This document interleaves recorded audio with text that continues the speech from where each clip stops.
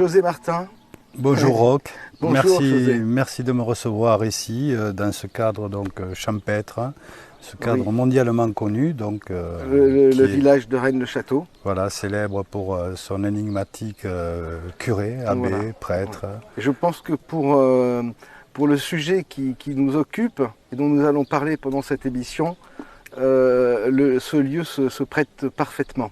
Alors, je suis toujours à la recherche de chercheurs qui font des découvertes et des avancées dans leur domaine. Et là, je dois dire qu'avec toi, quand j'ai découvert ton livre, j'ai été particulièrement gâté. Donc c'est pour ça que j'ai eu vraiment envie qu'on se rencontre et que tu m'expliques un peu cette découverte, que tu puisses en dire plus encore que tu n'en dis dans le magazine Top Secret. Mais avant ça, je voudrais que tu te présentes, que tu nous expliques ton parcours. Bien, oui, à moi de te rétorquer quelque chose, ravi de te connaître, puisque c'est une amie commune qui m'a conseillé donc de faire à ta connaissance, et puis ça a de suite accroché avec le peu de choses que j'ai pu te dire au téléphone.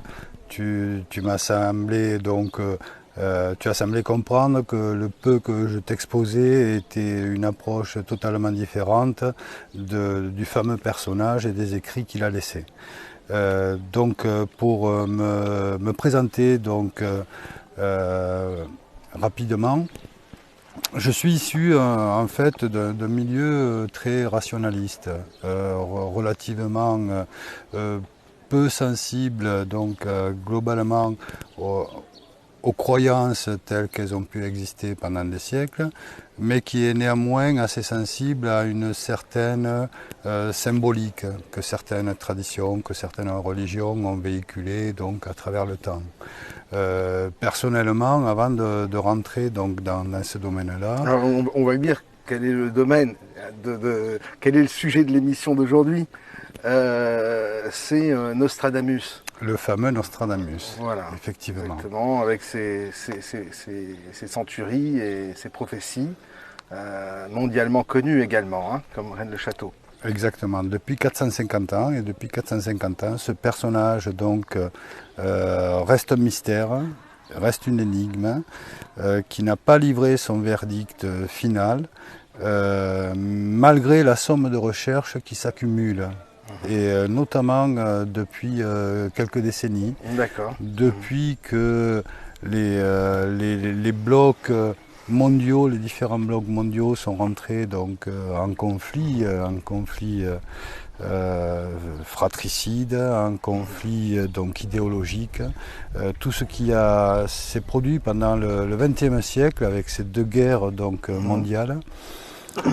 Certains pensent trouver dans les écrits du personnage un écho à ce que le XXe siècle a traversé. Alors, avant de rentrer vraiment dans le sujet de Nostradamus, du personnage et de son œuvre, est-ce que poursuivons sur cette origine, cette famille rationaliste, vu toi-même ton parcours qui est assez inattendu quand on voit que tu es devenu un expert, un spécialiste de ce domaine. Spécialiste, ce sera donc aux lecteurs et puis surtout aux exégètes du personnage d'en juger, parce qu'eux ont déjà abondamment travaillé sur la question. Moi, au départ, comme je te l'ai laissé entendre, donc je suis un rationaliste pur et dur. Je suis un agnostique, je suis un libre penseur.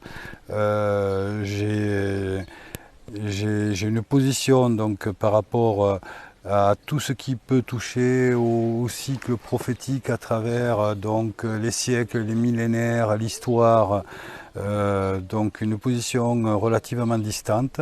J'estime que ça a pu apporter, tous les courants religieux ont pu apporter au fil des siècles donc un certain réconfort à des générations de personnes qui vivaient des vies relativement donc troublées, harassantes, pas aussi aisées que celles qu'on a peut-être l'occasion de vivre dans certains pays actuellement, et que la religion était un réconfort. Donc d'autres auront dit au XIXe siècle qu'elle était l'opium du peuple. c'est donc de façon totalement inattendue que je suis rentré donc, dans ce mystère-là. Ouais. Ça s'est passé il y a 20 ans maintenant.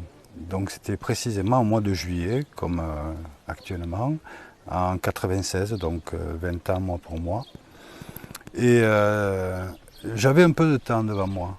Je dirigeais alors une entreprise où je me consacrais à de la création, à de l'architecture d'intérieur, de la décoration.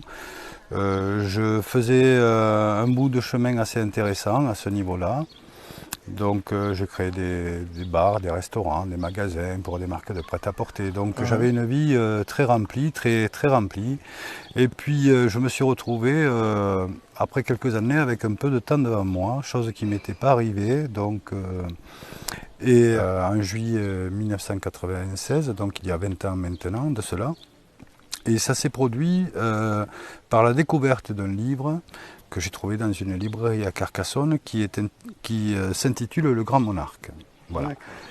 Ce titre m'a sauté aux yeux, Le Grand Monarque selon les prophéties. Et ce titre m'a interpellé, puisque j'avais le souvenir que dans une lecture qui avait trait au mystère de Rennes-le-Château, et son fameux livre L'énigme sacrée, un tout petit paragraphe était consacré à ce sujet-là, mais n'avait pas été développé. Et j'avoue que j'étais resté sur ma faim quelques années plus tôt par rapport au sujet.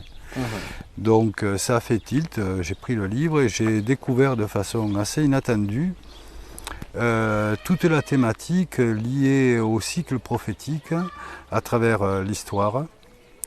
Qui était bien plus donc conséquente que ce que je pouvais imaginer, avec donc un point d'orgue mis notamment sur plusieurs mystiques du 19e siècle français, donc dont Bernadette Soubirous, Lafrodé, et j'en passe. Et au milieu de tout ça, donc, était évoqué le fameux Nostradamus. Alors ce livre a suscité quelques curiosités artistiques à mon niveau, parce que je me suis mis, comme je dessine, c'est une de mes occupations favorites, je me suis mis à dessiner des sujets qui très vite ont pris des tournures un peu religieuses, de façon assez interpellante. Et je me suis rendu compte que c'était une part que je n'avais jamais sondée dans mes centres d'intérêt, et à travers cet art-là, et ce que l'on pouvait traduire symboliquement, qui ouvrait quand même la porte à un champ relativement large. Donc quelque part, inconsciemment, vraiment, il y a comme une sorte d'appel de cette énigme, de ce personnage. C'est un mot qui est puissant, le mot appel. Mais bon, j'avoue que ça a été un déclencheur conséquent. Ouais. Et finalement, tu vas t'intéresser, tu vas te plonger dans la lecture de ces centuries. Et j'allais même faire mieux avant, et j'allais même commencer à écrire une fiction que je projetais dans le futur. D'accord. Donc tout ça s'est accumulé. J'avais du temps devant moi, j'avais quelques semaines, donc j'ai mis ça à profit, et donc ça a donné quelque chose de très créatif qui a pris forme. Et je positionnais une fiction parce que déjà le monde était une question qui m'interpellait depuis l'enfance. Le devenir du monde en soi, globalement, avec tout ce que ça sous-entend, les sujets politiques également, les mouvements de société, les évolutions, la sociologie, la philosophie. Et donc en quelques jours, j'allais commencer à constituer donc toute une trame comme ça un peu romanesque, et toute une fiction que je situais donc 200 ans plus tard, en 2196 exactement. D'accord. Donc et ce fameux Nostradamus, faisant partie du cycle prophétique, ça t'amène à devoir l'étudier en fait, naturellement. Voilà, la curiosité. Une fois avoir épuisé le sujet rapidement du contenu du livre, j'ai souhaité me procurer le plus rapidement possible un premier ouvrage sur le personnage. D'accord. Donc un ouvrage qui a aussitôt présenter quelques curiosités. La première, à ce moment-là, il y a 20 ans, comme tout un chacun de ma génération, j'avais entendu parler du personnage. Voilà, parce que en 1981 précisément, il avait fait la une des grands médias nationaux et internationaux à la suite d'un événement à la suite de deux événements qui se sont produits à 3 jours d'intervalle. Le premier, ce fut le 10 mai 1981, l'élection de François Mitterrand à la présidence de la République française.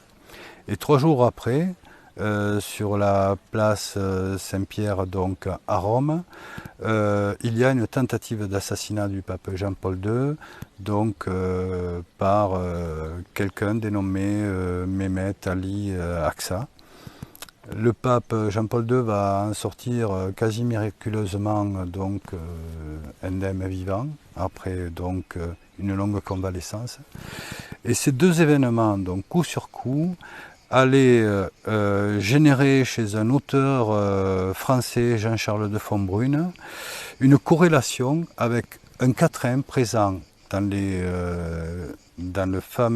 fameuses centuries donc, de Nostradamus, qui semblait dépeindre à quelques détails près cet événement peu commun. Et ça revient à toi. Je me remémore forcément de ce passage donc, de 81 et les débats que cela avait occasionné, parce que ça a été quand même relativement inattendu. En 81, on est dans un monde, donc on est encore dans l'après années 60-70, donc le monde est relativement joyeux, relativement optimiste dans tous les domaines. Ça y est, on a passé l'âge de l'adolescence un peu farouche, un peu hasardeuse. On rentre dans l'âge de la maturité et c'est la planète entière qui va en bénéficier. Et paradoxalement, cette succession d'événements qui se passe et en France et à Rome va faire s'inviter en fait dans le bal de l'histoire du moment quelque chose que l'on pensait relégué aux oubliettes de l'histoire, Nostradamus. Absolument. Alors, bon, par la suite, il y a eu énormément de prophéties sur les centuries, d'interprétations. Moi-même, j'ai eu énormément d'auteurs qui m'ont parlé de Nostradamus, qui m'ont proposé des interprétations plus ou moins convaincantes, mais là, si j'ai vraiment retenu, suite à notre conversation au téléphone, si j'ai retenu ton travail, c'est parce que non seulement l'originalité de ta démarche, de la découverte que tu as faite, mais c'est aussi parce que tu as pris ce problème sur un mystère dans le mystère, en fait, qui est ce fameux agenda secret, qui serait contenu dans l'œuvre de Nostradamus. Alors, c'est tout à fait ça. C'est tout à fait ça. Alors, ça fait 450 ans qu'il y a des tas de publications sur le personnage qui tentent de l'interpréter. Ce que l'on nous présente la plupart du temps, que ce soit dans les livres les plus connus, on peut prendre à cet effet-là différents livres, par exemple, qui ont eu un succès retentissant, écrit par le fameux, justement, Jean-Charles de Fontbrune, hein, ouais. Qui allait se vendre d'ailleurs à des millions d'exemplaires à travers le monde, auquel il consacrera un tome 2 et d'autres ouvrages complémentaires. Ces ouvrages, ces recherches ont tourné essentiellement pendant très longtemps sur l'interprétation possible de ces fameux quatrains. Alors, un quatrain, ce sont ces fameuses lignes de 4 vers à consonance rimique qui composent donc ces fameux chapitres. Donc, ces quatrains, ils sont au nombre de 100, regroupés en 10 chapitres, ce qui fait en définitive presque un millier de quatrains dans son ouvrage.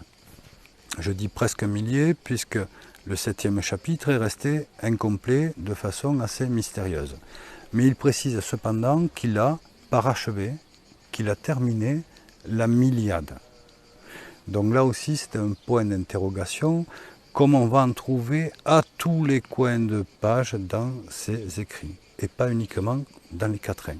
C'est comme s'il y avait quelques quatrains, 3 quatrains, ce sera, qui aurait été escamoté de l'œuvre un peu ultérieurement. plus. Il y a en tout 942 quatrains, donc il en manque 58. Voilà, lui prétend qu'il a terminé, il le dit bien, il a terminé la l'Iliade. Et au final, si on compte le nombre de lignes, on va en trouver que 947. Voilà, c'est tout un tas de paradoxes que l'on va trouver. Et ça, c'est quelque chose qu'on retrouve souvent, que ce soit en archéologie ou ailleurs, ces espèces de disparition de certaines choses, comme si finalement l'enquête ne pouvait pas aller vraiment jusqu'au bout. On retrouve ça aussi avec le Chrysias de Platon, qui est une œuvre inachevée. On va retrouver aussi ça avec le livre d'Edgar Poe, oui, qui n'est pas achevé, alors que le sujet est particulièrement... Il y a une sorte de malédiction qui fait que il y a des choses qui disparaissent. Voilà, et qui prétendent en plus de ça qu'on a les choses sous les yeux et qu'on ne les voit pas. Exactement, voilà, là on ça, a la c'est preuve. une constante. Et j'aurai l'occasion d'en citer notamment quelques-unes qui risquent quand même d'étonner. Voilà. Donc, le fameux agenda secret donc, que tu évoquais tout à l'heure, dont je t'ai parlé donc à quelques reprises, et qui serait censé être contenu dans son œuvre, repose en définitive sur quelque chose de très concret que Nostradamus précise en introduction de son œuvre. Alors, en introduction, il rédige une très longue lettre qu'il dédicace à son jeune fils César. Ce garçonnet a alors 3 ans, tout au plus. C'est le fils donc qu'il a eu lors d'un second mariage, puisque sa première famille, un peu plus de 10 ans auparavant, avait été décimée probablement par une épidémie de peste. Sa première épouse et ses 2 premiers enfants, un garçon et une fille. Et donc lors d'un second mariage, sur la fin de sa vie, et en préface donc à ses prophéties, il dédicace l'ouvrage à son fils. Et d'entrée de jeu, il lui fait entendre qu'il est en mesure de pouvoir comprendre tout à fait César, que son propre fils César est en mesure de pouvoir comprendre le sens caché de ces textes. Donc il n'y va pas par 4 chemins, il nous fait comprendre d'entrée de jeu, en définitive, qu'il y a un sens caché à trouver. D'accord. Alors, ça constitue aussi bien l'introduction de cette lettre, qui est relativement longue, ça constitue la conclusion finale également, où il lui souhaite à nouveau de trouver le sens caché, et parsément tout au long de la lettre, il sollicite également son éveil personnel futur. Tout à fait. Il dit qu'il ne lui dira pas le nombre d'années qui lui seront nécessaires pour le trouver, mais apparemment, à lire Nostradamus, il est persuadé que son propre fils est en mesure, dès cette époque-là, de trouver le sens caché de ces textes. Alors là, c'est étonnant. Et il parle également donc, est-ce qu'il parle textuellement de cet agenda? Ah, il le sous-entend, puisque ces textes sont prophétiques, ils se projettent dans le futur. Donc forcément, le futur est constitué d'un agenda à venir. Est-ce que ce serait possible de nous lire ce passage? Alors, il est un peu complexe en français, mais bon, je vais en moyen français. Alors, il introduit la préface en disant « Ton tard avènement, ton arrivée tardive, César de Notre-Dame, mon fils, m'a fait mettre mon longtemps par continuelle vigilation nocturne, réflexion nocturne, resserré par écrit pour t'en laisser le souvenir, après la corporelle extinction de ton progéniteur, au commun profit des humains. » Ce qui sous-entend déjà par cette précision que son œuvre est théoriquement destinée au profit des humains. Il reste à savoir pourquoi et comment. Et donc que la compréhension du Fils soit partagée avec le plus grand nombre. Exactement. Et depuis qu'il a plu à Dieu, parce qu'il évoque Dieu forcément presque à toutes les pages, attention, on est à une époque où ne pas en faire mention, ce serait être convoqué aussitôt devant l'Inquisition. ce qui lui est arrivé d'ailleurs. Et depuis qu'il a plu à Dieu immortel que tu ne sois pas venu en naturelle lumière dans cette terre-ci, bon je fais au plus court, Oui.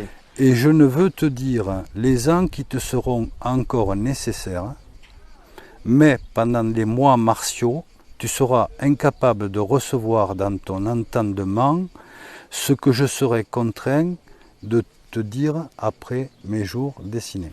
Tout ça est un peu complexe, mais il lui fait comprendre, mettons-nous donc, essayons de comprendre surtout le moyen français, mais ça veut textuellement dire qu'il lui souhaite de découvrir le sens caché, mais qu'il ne veut pas lui préciser le temps qui lui sera nécessaire. Alors les spécialistes de Nostradamus, depuis des décennies, parlent de cet agenda. Ils sont conscients du fait. Alors ils sont conscients du fait. Et pour clôturer donc la lettre en question, il remet le sujet sur la table où il précise « Faisant fin, mon fils, prends donc ce don de ton père Michel Nostradamus, espérant que tu déclareras une chacune des prophéties des quatrains ici mis. » Donc là, c'est on ne peut plus précis. Il lui souhaite donc de découvrir le sens des prophéties qu'il met dans ces quatrains. Donc, c'est un élément qui agit en fait comme un aiguillon auprès de tous les chercheurs.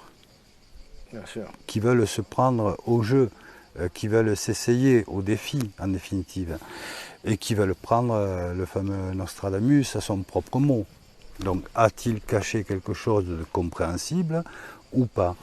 Donc, et ce qui est quand même curieux, c'est qu'il prétend que ce quelque chose de compréhensible aurait été dans la capacité même de son propre fils, donc par effet de la génération de son propre fils. Ça sous-entend que quelqu'un doté d'un minimum de raison, de logique, d'analyse, d'étude, de recherche aurait été en mesure de pouvoir trouver le sens caché. Tout à fait. Alors que les recherches des chercheurs jusqu'à maintenant se concentrent sur le fait d'essayer de découvrir après coup ce qu'un quatrain aurait pu contenir, qui aurait pu décrire un événement passé. Exactement. Exactement. Donc là aussi, on est dans un paradoxe quand même assez curieux. Donc la question qui se pose également, c'est est-ce que ce n'est pas l'œuvre d'entrée de jeu d'un charlatan de A à Z? Puisque depuis le début, il a eu ses partisans et ses opposants. Il a eu ses partisans dans le camp catholique, il a eu ses opposants dans le camp catholique, il a eu tout le camp protestant de l'époque, puisqu'on est en pleine guerre de religion qui secoue l'Europe, donc avec l'émergence du mouvement protestant. Donc tout le camp protestant s'est élevé contre lui. Et il a fait débat d'entrée de jeu dès la publication de la première partie de son ouvrage. En fait, un ouvrage qu'il va publier en 3 temps, bien distincts. Alors, je disais donc, est-ce que c'est l'œuvre dès le départ d'un charlatan?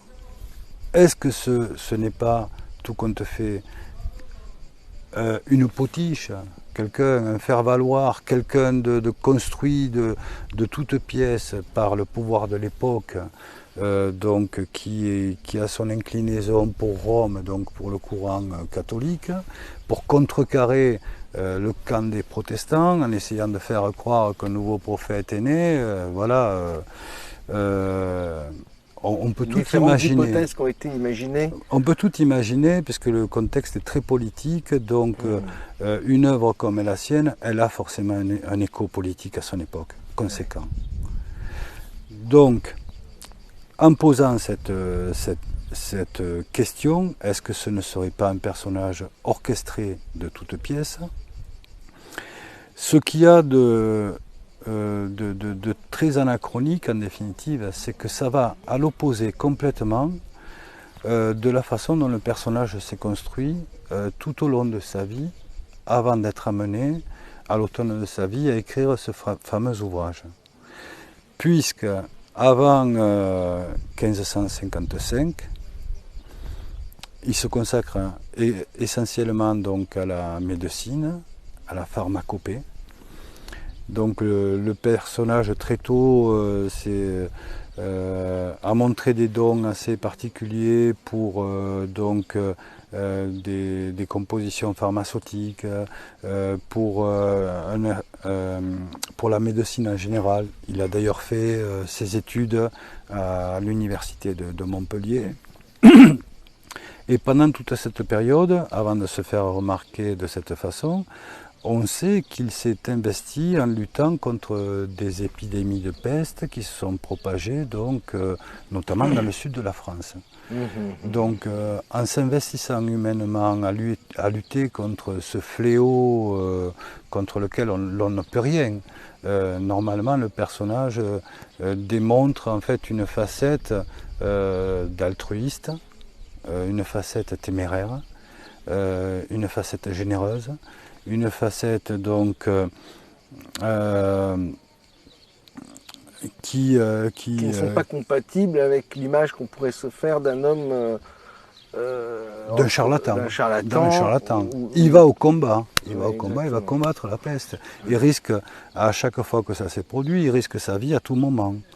Donc en ce sens, il n'est pas animé par une quelconque vanité donc, notoire qui aurait pu prendre le pas sur un élan humain. D'autant qu'il se fera des ennemis quand même au très haut niveau. Partout. Donc, il se fera de grands amis à tous les niveaux et de grands ennemis à tous les niveaux. Exactement. Il est remarquable, à ce niveau-là, il est remarquable, disons. Ouais.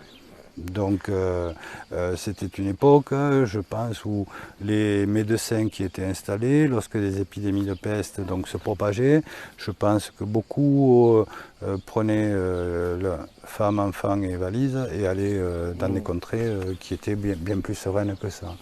Donc il fait partie de cette génération de gens téméraires qui à ce niveau sont très admirables. Alors qu'ils se convertissent subitement en un arriviste. C'est un peu particulier. Voilà. C'est un peu étonnant.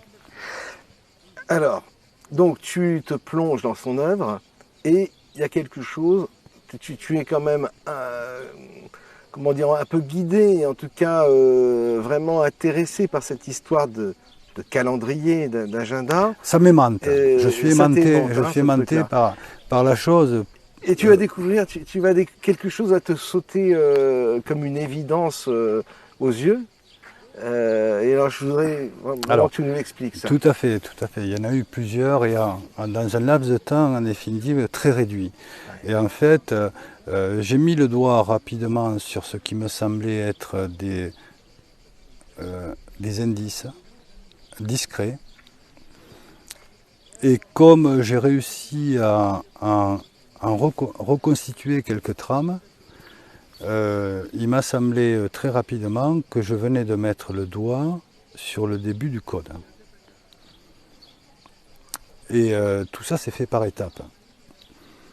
Mais paradoxalement, comme ma nature première me rattrapait, comme je suis un rationaliste, j'ai laissé ça de façon très fréquente de côté, le plus loin possible parfois. Pour prendre peut-être le temps de regarder ça avec le recul nécessaire. Mais le code, ou tout au moins les prémices du code étaient là. Donc ça confortait à mon niveau ce qu'il prétendait en introduction de son ouvrage, qu'il y avait un sens à y trouver. Alors est-ce que tu peux nous parler de ce code alors, justement ? Voilà. Oui, donc... Après ce qu'on vient donc de dire, de présenter rapidement sur le sujet, il est quand même important de repréciser un point qui, à mon sens, n'est pas assez donc, mis en avant par l'ensemble des chercheurs contemporains. Tout comme dans les documentaires qu'on peut trouver, il y en a de nombreux qui sont produits autant en France donc, qu'à l'étranger. Ces notions-là de lettres de préface, avec son contenu, cette notion de code n'est jamais mise en avant comme il le faudrait. Et souvent, c'est totalement occulté. Donc, pour un chercheur lambda, dont je suis lorsque je me suis intéressé au sujet, il y a d'entrée de jeu quelque chose donc va pousser à trouver au milieu de tous ces écrits au moins un élément probant qui soit totalement irréfutable. Quelque chose qui soit en mesure d'étonner tout rationaliste, dont j'étais, disons, parce que depuis ma connaissance du personnage, j'ai commencé à voir les choses peut-être sous un angle légèrement différent, qui n'a pas toutes ses réponses, loin de là, mais légèrement différent.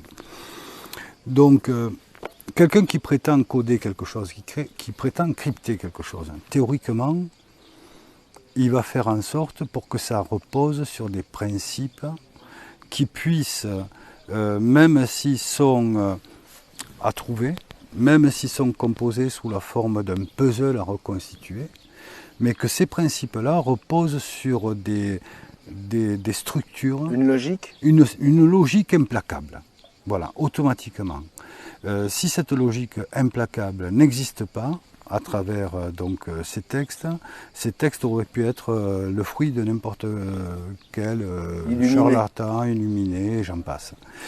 Donc, tu t'es mis à chercher cette logique. Voilà. Qu'est-ce qui pouvait transpirer à travers le texte? Qu'est-ce qui pouvait, donc, en passant tout ça rapidement en revue, me saisir, moi le rationaliste. Donc, il y a eu, à vrai dire, trois éléments concrets. Mais pour revenir au principe de codage, en général, puisque la cryptologie est une science qui est vieille comme l'écriture, vieille comme l'humanité quasiment, il y a des principes qui reposent sur le fait que quelqu'un qui va chercher à dissimuler un trajet va tout faire théoriquement pour semer un indice au début, un indice à la fin, un indice au milieu, et des indices à des endroits stratégiques bien définis. Méthode du petit poussé. Exactement ça. C'est exactement ça. Et c'est comme ça qu'il s'y est pris. Et il s'y est pris comme ça, paradoxalement, de façon relativement élémentaire. J'insiste bien sur ce point. C'est pour ça qu'il constitue également le sous-titre de mon livre, un des sous-titres de mon livre. Donc le premier sous-titre, à Nostradamus, énigme du Midi, étant Et le mystère de Carcassonne, qui n'est pas loin d'ici. On comprendra après pourquoi. Je n'évoquerai que quelques détails, c'est beaucoup plus développé dans mes recherches. Et l'autre sous-titre est Élémentaire Dr Watson, la fameuse phrase de Sherlock Holmes. Oui. Parce qu'en définitive, c'est bien sur des concepts élémentaires qu'allait reposer sa cryptologie. Alors, fort de cette réflexion, si des indices sont codés à des endroits stratégiques, si on veut faire au plus pressé, on va à la fin. On est pressé.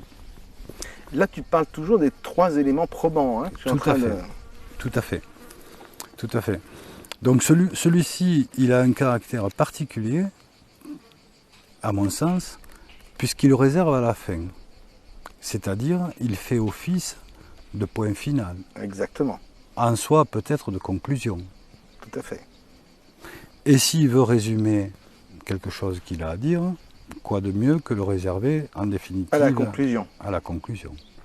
D'accord. Or, à la fin, on va lire la chose suivante. Il nous dit, en définitive, je le lis rapidement dans le vieux français, et puis après je vais l'interpréter tel que c'est interprété depuis très longtemps par les exégètes. Donc il nous dit, le grand empire sera par l'Angleterre, donc le pimpautant des ans de 300, grande copie passée par mer et terre, les Lusitains n'en seront pas contents. Alors ce qui signifie, bien que ici, dans cette version-là, en définitive, J'ai pas amené la plus concrète qui correspond au facsimilé de l'édition de 1568 qui a été publiée donc il y a quelques années par Michel Chomara. Il y a une petite différence, il y a un mot qui manque ici mais que je rajouterai vocalement pour la précision. Donc il nous fait comprendre que le futur grand empire sera l'Angleterre. Le Paimpottant, alors le Paimpottant c'est un néologisme, c'est une construction qui est propre dans ce cas-là à Nostradamus, d'un mot de grec et latin qui signifie en définitive le plus puissant. Donc le plus puissant des ans de plus de 300. Le grand empire sera l'Angleterre, le plus puissant des ans de plus de 300. Donc il nous donne une temporalité. Oui. Il désigne une nation. 2 points, puisque ces quatrains à deuxième ligne sont toujours ponctués par 2 points. Donc, par conséquent, de grandes copies passeront entre mer et terre, donc on comprend par le terme copie donc des influences, des échanges. D'accord. Donc ça sous-entend donc une grande activité commerciale, maritime et culturelle, tout à fait.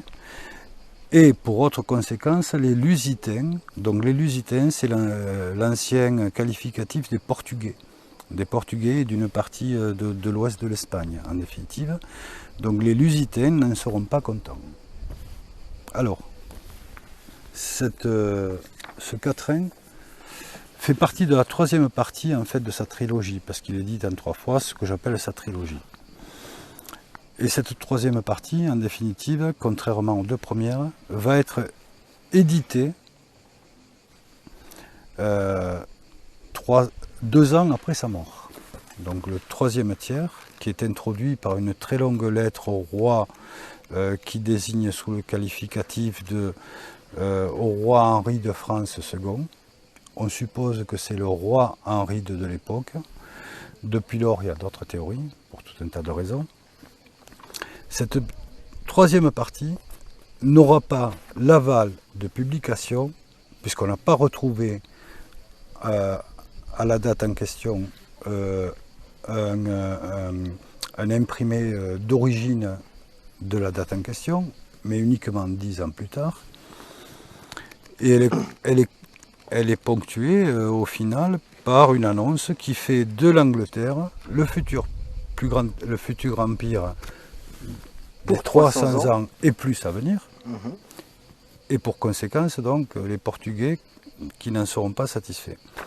Lorsqu'il écrit ça, daté en 1558, et même lorsque ça paraît en 1568, donc 2 ans après sa mort, à cette époque-là, l'Espagne depuis 1492, ainsi que le Portugal, puis 40 à 50 ans après, la France et les Pays-Bas se sont lancés à la conquête des océans, à la conquête du globe. Ils ont constitué des empires. L'Angleterre, à ce moment-là, n'a pas encore une seule colonie, même infime, où que ce soit. Ça sous-entend qu'il va complètement à contre-courant et qui nous dit, mesdames et messieurs, ce ne sera pas l'Espagne, ce ne sera pas le Portugal, ce ne sera pas la France, ce ne sera pas les Pays-Bas. Il évoque, pour n'évoquer que les nations européennes en plus. Hein. Il évoque même pas l'Empire ottoman qui aurait pu, à cette époque-là, également s'engager dans une conquête océanique. Pourquoi pas Non, il nous dit c'est l'Angleterre. Donc, en matière, cet élément-là, qui réserve à la fin, en plus, pour qu'on soit sûr de ne pas le rater, quelque part. Oui. Et en plus, qui peut... Oui. Et qui n'a pas, à mon sens, d'équivalent dans la précision, dans l'histoire du monde prophétique. On peut trouver beaucoup de choses. Il y a débat sur ces sujets-là. Sans parler des fausses prophéties qui ont été écrites par certains bien après que certains événements se soient produits et qu'on a tenté de faire passer pour des choses déjà existantes au préalable. Je pense notamment à la prophétie d'Orval, qui est toute la gloire théoriquement de Napoléon, qui aurait été soi-disant écrite donc avant toute sa geste européenne. Et on suppose depuis longtemps que c'est un faux, puisqu'on en trouve une trace concrète qu'en 1851, alors que les conquêtes napoléoniennes ont eu lieu déjà quelques décennies plus tôt. Oui, il y a une foison de prophéties. C'est un commerce qui a existé, qui peut avoir son intérêt, mais essentiellement d'ordre stratégique à caractère politique. Disons. Alors que là, effectivement, on est avec ce quatrain qui marque la conclusion de ses œuvres devant vraiment une preuve incontournable et indiscutable d'une véritable prophétie qui s'est avérée exacte. Et aujourd'hui, on voit bien que l'Empire anglais perdure. Alors tout à de fait. nos jours, et depuis, je pense que ça doit faire pas loin de 300 ans. Alors justement, l'Empire anglais a commencé à se développer. Les premières expéditions se sont développées à peu près 20 ou 30 ans après que Nostradamus ait ponctué ses écrits de la sorte. Et on sait que ce texte-là est un texte original. On a les publications originales. Donc de ce côté-là, il n'y a aucun problème. On n'est pas face à un faux, notamment. Et la suite aura démontré effectivement que... il avait raison. Il avait raison. Les Anglais, à partir sous Élisabeth Ier, donc en 1580, ont commencé à armer des flottes pour commencer à installer quelques colonies de ci de là.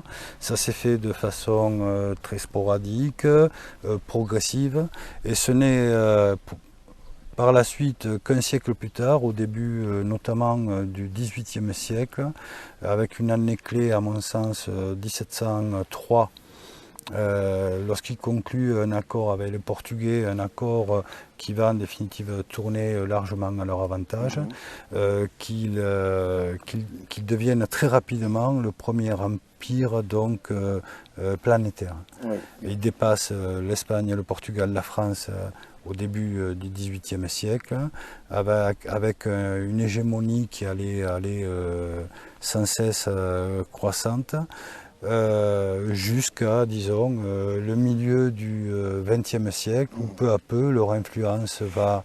Donc ça veut dire...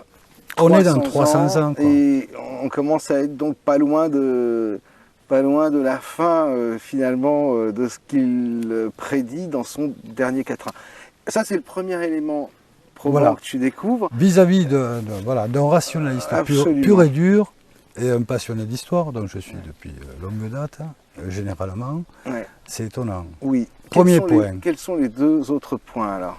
Alors, les deux autres points, alors celui-ci est d'ordre, il faut se mettre donc, dans le contexte de l'époque, ce qui préoccupait en définitive la question qui taraudait tous les puissants du continent européen, c'était celle-là.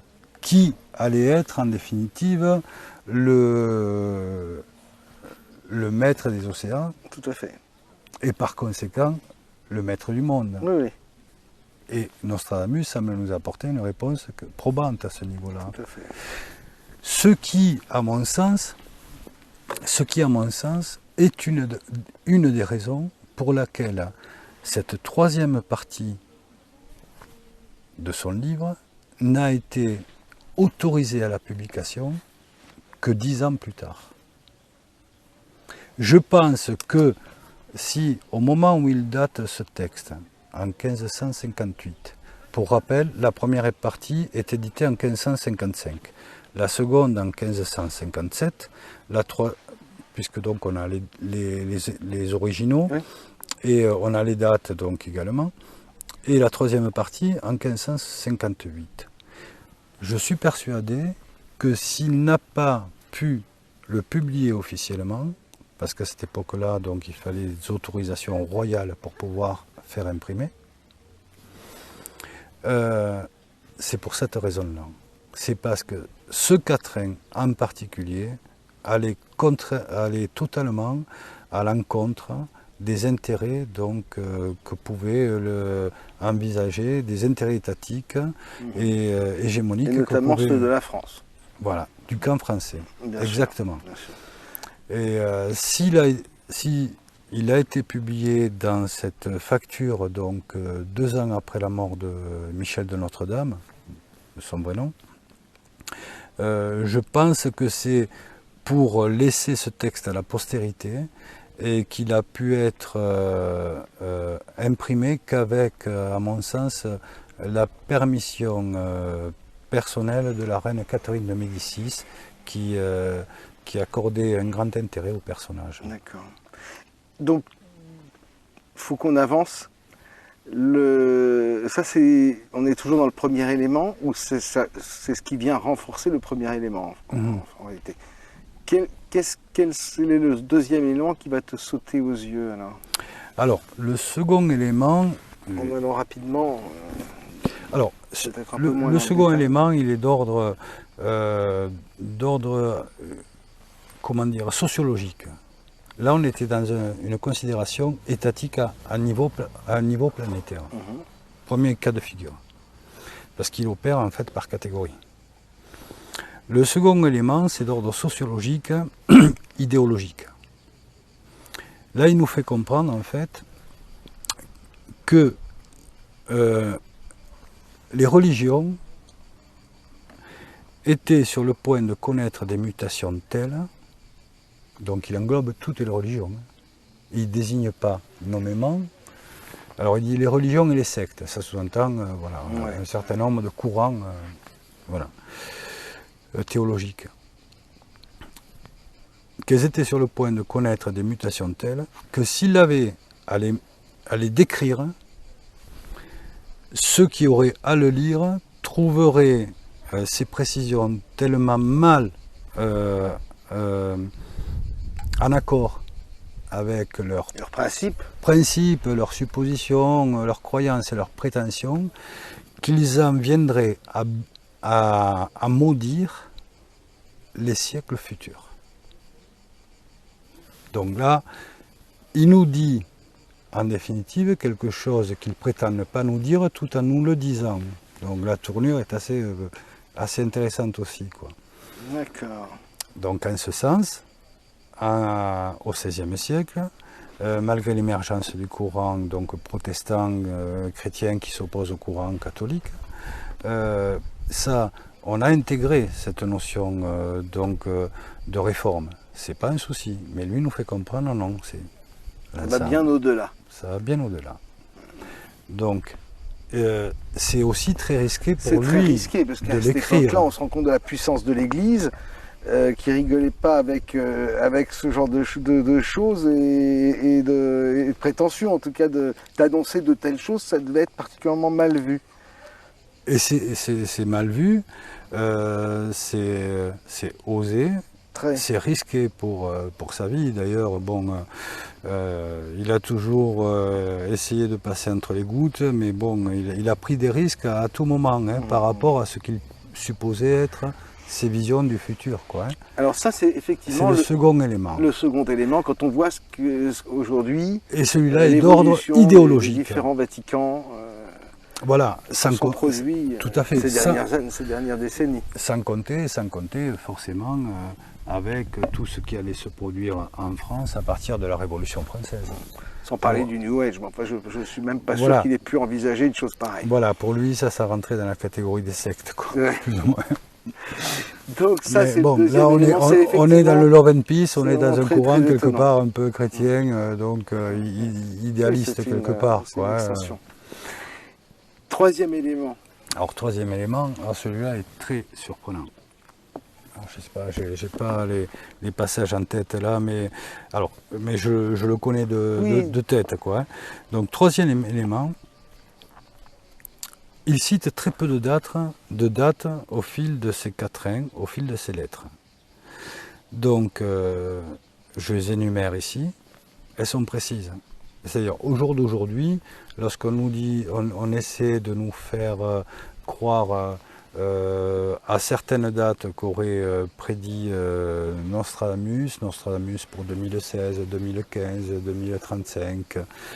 C'est toujours des supputations qui reposent sur du vide, puisqu'il n'y a aucune date en relation que le personnage évoque en tant que tel. Donc là, on est dans quelque chose qui ressemble à, voilà, à une sorte d'amusement public autour du personnage, quoi.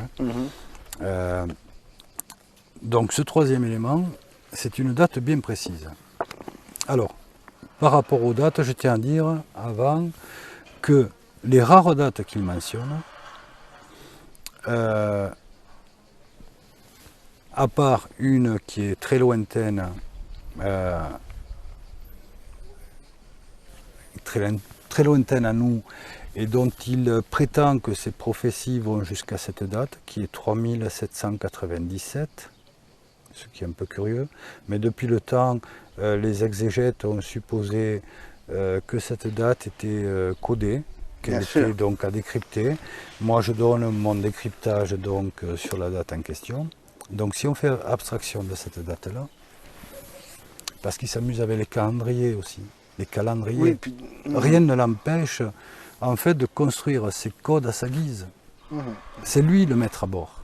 Et c'est au chercheur de chercher et de trouver sa logique, d'essayer de fonctionner de façon mentaliste, pour employer un mot très en vogue actuellement. Et donc alors cette date de troisième élément. Et cette date-là, c'est 1792. Alors celle-là, pour tout passionné d'histoire, c'est quand même une date dans l'histoire de France qui est clivante. Donc on est après le soulèvement de ce qu'on appelle la Révolution française en 1789. En 89, donc, on passe progressivement, donc à l'espace de 3 ans, en 2 ans, d'une monarchie absolue à une monarchie donc représentative. Et donc où le peuple va être globalement donc mieux représenté par ses élus. Le roi de France garde encore un pouvoir de veto sur les décisions des assemblées,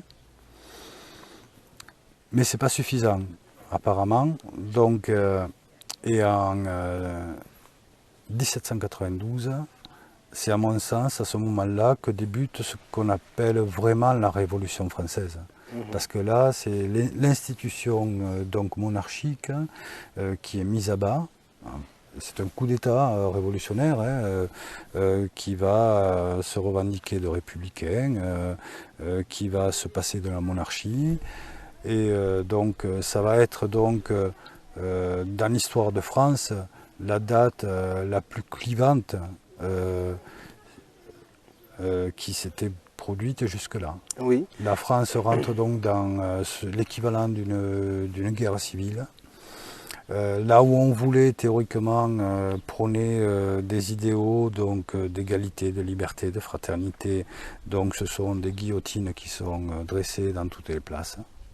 Ce qu'on pensait pouvoir être la liberté de la presse n'existe plus tout à coup. On tombe dans un régime totalitaire. C'est l'histoire, hein, c'est l'histoire qui... Et Nostradamus lui dit quoi autour de cette date? Cette date, c'est une des très rares dates qu'il mentionne dans la lettre au roi. Dans cette lettre au roi, il va mentionner que 4 dates. Et les 3 premières, je reviendrai dessus. Le moment venu, les événements n'ont pas présenté de lien avec ce qu'ils prétendaient.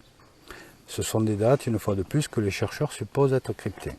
Moi, je donne mon décryptage également. Et à la fin de cette très longue lettre, il va mentionner 1792 et les quelques propos qu'il va mettre autour.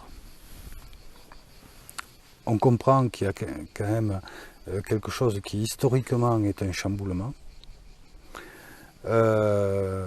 puisque il prend pour référent en fait, parce que c'est aussi le chantre de l'Église, Nostradamus, c'est quand même, voilà, c'est un personnage qui est dans ce courant catholique, qui est croyant, qui est attaché à l'institution ecclésiastique telle qu'elle existe à son époque. Et il estime que s'en prendre donc à l'institution ecclésiastique, c'est s'en prendre à l'humanité. Voilà. Et donc les quelques propos qu'il met autour de la date, on comprend qu'en fait il y a une persécution de l'Église qui est conséquente, chose qui s'est produite durant cette année-là particulièrement, 1792, 1793, les quelques années qui ont suivi. Voilà, puisque pas besoin donc effectivement, la mention de cette date-là est effectivement très, très importante. Alors, elle est d'autant plus importante qu'il apporte une précision supplémentaire, terminologiquement, c'est-à-dire qu'il nous dit que l'on croira être un changement de siècle. D'accord. Alors, pour tout amateur d'histoire, voilà, à moins qu'on l'ait oublié, mais bon, en 1792, c'est l'instauration du calendrier révolutionnaire. Absolument. Donc, dans l'histoire de France, en 1792, c'est un nouveau siècle qui débute. Exactement. Un nouveau siècle officiel, 1792 étant l'an 1. Exact. Ça, donc, ça, c'était pas évident de le deviner à l'époque. Voilà. Quand même. Voilà, donc ça c'est relativement troublant. Donc moi ce sont les trois éléments qui m'ont permis en fait d'être interpellé par le personnage et de le prendre au mot. Donc s'il ne s'est pas trompé sur ces trois catégories en fait de présage, le reste sur lequel il se serait soi-disant trompé, aurait-il uniquement la fonction d'un décor? Ou alors y a-t-il un sens caché à y trouver? Et lequel et comment? Et c'est là que tu vas découvrir ce fameux code. Exactement. En tout cas, José, moi, ce qui m'interpelle, ce qui m'amuse dans la démonstration que tu viens de faire avec ces trois éléments probants, et ce qui me surprend beaucoup, c'est que justement ces trois éléments qui sont vraiment marquants, qui sont criants de vérité pour Nostradamus, ces trois éléments, on n'entend jamais parler lorsqu'il y a des documentaires sur ce personnage. On va parler de choses beaucoup plus anecdotiques. Mais c'est exactement là, ça, ouais. En mettant en exergue ces trois quatrains, ces trois quatrains, ces trois éléments probants, tu démontres par A plus B que Nostradamus n'est véritablement pas un charlatan. Hein, et qui derrière, il y a une véritable connaissance, ou en tout cas, ou peut-être de véritables rendez-vous avec l'histoire, avec l'avenir, et qu'il savait quelque chose. Qu'il avait reçu instruction de certaines choses, un certain plan, alors dans Top Secret on va dire un agenda des faux dieux, un agenda qui appartient à un cycle plus grand encore, mais enfin bon. Là, tu nous démontres que c'est pas un charlatan, et c'est d'autant plus surprenant que finalement on aurait pu s'attendre à ce que ce soit démontré depuis longtemps. Alors les spécialistes sont très au fait de ces points-là. Ce qui est curieux, effectivement, c'est que dans les documentaires cruciaux par rapport au personnage, donc, ce ne soit pas des éléments qu'on mette en avant d'entrée de jeu, comme dans n'importe quelle enquête, avec le recul que l'on a maintenant, 450 ans, normalement on devrait poser sur la table les éléments probants, les indices qui vont dans le sens du personnage, et curieusement, j'ai l'impression qu'on n'arrête pas de tourner autour du pot pour à la fin nous présenter un personnage qui n'est concluant pour personne en définitive. Exactement. Où le maître mot qui va revenir en boucle va consister à dire que qu'on peut faire dire tout et n'importe quoi à ses écrits, que chacun peut y voir ce qu'il veut bien y voir. Donc sur ces trois points-là, à mon sens, et au regard de l'histoire, il a su vivre juste comme tu le soulevais. Oui, c'est très difficile de tenir ce discours. Et maintenant, je pense que c'est le moment de nous expliquer ce que tu as vu, une fois que tu as trouvé ces trois éléments, ce que tu as compris, toi, juste en regardant finalement son œuvre et la structure de son œuvre. Alors, tu viens d'employer le terme judicieux, la structure de son œuvre. En fait, il s'y prend de façon très ordonnée. Et comme je disais au début de l'interview, à chaque coin en fait, de son ouvrage, il y a des éléments qui sont aptes à nous interpeller. Donc sa structure, comme je l'ai évoqué, est composée de 10 chapitres qu'il appelle ses centuries. Chaque chapitre est composé de 100 quatrains, donc hormis le 7e chapitre qui est incomplet, mais dont il nous dit qu'il a parachevé la Miliade. Moi j'ai trouvé un fil conducteur dans son ouvrage en partant d'une première interrogation qui était la présence du nom de Carcassonne comme premier lieu géographique. Alors que théoriquement il n'est pas d'ici, il n'est pas de cette région-là. Donc comme je suis carcassonnais, c'est une des raisons qui m'ont interpellé. Et ça voulait peut-être laisser sous-entendre une fois de plus, éventuellement que son œuvre était aussi protégée, aussi infranchissable quelque part, ou constituée à l'identique que la forteresse de Carcassonne avec ses différentes rangées de remparts successifs à passer, avant d'atteindre le cœur. Donc l'image, l'analogie m'a bien plu, et j'ai essayé de l'aborder comme ça. Donc s'il avait construit quelque chose de façon progressive, comment s'y était-il pris? Et j'ai commencé donc à observer ses écrits, non pas à travers le texte de ses quatrains, prioritairement, mais à travers sa grille numérique. 10 chapitres, 100 quatrains par chapitre. Et très vite, j'ai fait un parallèle entre sa composition structurelle et un millénaire, puisqu'un millénaire est bien composé de 10 siècles. Pour les 10 chapitres? Voilà, par comparaison. Et chaque siècle est bien composé de 100 ans, comme le nombre de quatrains dans ces chapitres. Donc chaque quatrain représenterait une année. Point d'interrogation. Hypothèse. Postulat. Donc à ce moment-là, si c'est intentionnel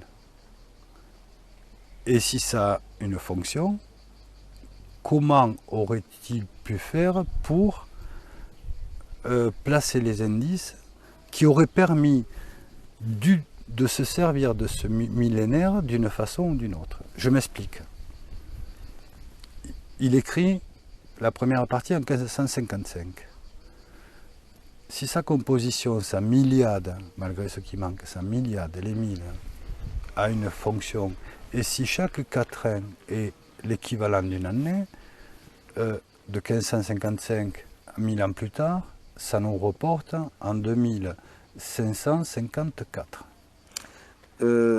Chaque quatrain une année, ça veut dire à la limite, si on pousse jusqu'au bout la logique, un vers correspond à une saison. Voilà, j'en ai parlé. Un vers, une saison. C'est le détail que je mets à plat aussi également. Donc, à mon sens, il a décomposé sa structure à l'identique que le cycle du temps, dans sa globalité, tel qu'il est calculé donc sous les climats de l'hémisphère nord ou sud qui sont soumis aux saisons. Le fait que ce soit sur 1000 ans, moi, m'intéresse particulièrement, puisque dans Top Secret, on prêche depuis très longtemps qu'il y a en fait, l'histoire du monde est rythmée par des cycles de 1000 ans, et que tous les 1000 ans, il y a une sorte de mise à jour de la mémoire de l'humanité à travers un cataclysme, etc., qui s'appellerait le blackout. Mais enfin bon, j'y reviendrai ça dans ma conclusion. D'accord, d'accord. Alors je poursuis donc. Alors pourquoi pas? Toujours est-il que la notion de 1000 ans, elle a soit une fonction calendaire, ou soit il fait référence de façon indirecte à un courant de pensée qualifié de millénariste, en fait, qui puise sa source essentiellement dans le courant chrétien, dans les textes de l'Apocalypse, où l'on retrouve également cette notion de 1000 ans. Donc, première hypothèse que je soulevais, soit ces 1000 ans par équivalence nous porte jusqu'en 2555 et comment s'en servir et comment le justifier. Ça, c'est, alors, juste une petite parenthèse, c'est si on tient pour sûr la chronologie qui nous a été donnée officiellement. C'est-à-dire que bien si entendu. on en croit le récentisme, par exemple, les lecteurs de Top Secret, ils connaissent bien cette spécialité, je veux dire, alternative de la chronologie de l'histoire de l'humanité. Pour les récentistes, 1500, c'est-à-dire le XVIe siècle, c'est pas du tout, forcément le XVIe siècle. Ça pourrait être le 7e siècle en réalité. Si on considère qu'il y a eu un ajout de siècles tout au long, lorsqu'il y a eu une reprise de l'histoire à la Renaissance, qu'on a ajouté des siècles à l'histoire pour donner une certaine légitimité au nouveau pouvoir qui s'instaurait avec cette nouvelle humanité qui renaissait à la Renaissance. Je ferme la parenthèse. D'accord, oui, j'ai découvert cette théorie, oui, voilà. Effectivement, il y a quelque temps, là, sur une de tes vidéos, voilà. Donc, à son époque, lui va se baser sur ce qui est convenu, forcément. Donc, c'est sa base. Alors, soit ça peut avoir la fonction que j'évoquais tout à l'heure, et nous porter en 2554, et quelle utilité et comment, ou bien alors, parce que c'est un personnage qui s'inscrit dans un courant millénariste. Le courant millénariste croit en l'avènement d'un monde meilleur, mais ce monde meilleur, il passe immanquablement par une notion de conflit, de chaos. Voilà. Donc, ou bien alors, donc, la seconde hypothèse, c'est est-ce qu'il aurait symbolisé le second millénaire en s'y prenant de la sorte? Et quel indice aurait-il semé pour pouvoir, une fois avoir fait cette analogie, s'en convaincre?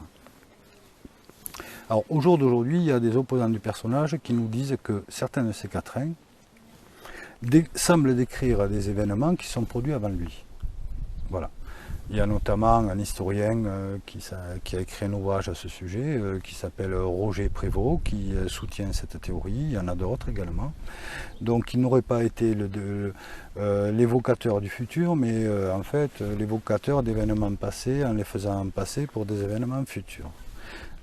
Et comme en plus de cela... Ça rejoint assez les idées du récentisme d'ailleurs. Voilà. Là on va que dans des domaines où le temps n'a pas toujours la notion qu'on lui prête, c'est un peu compliqué, mais bon.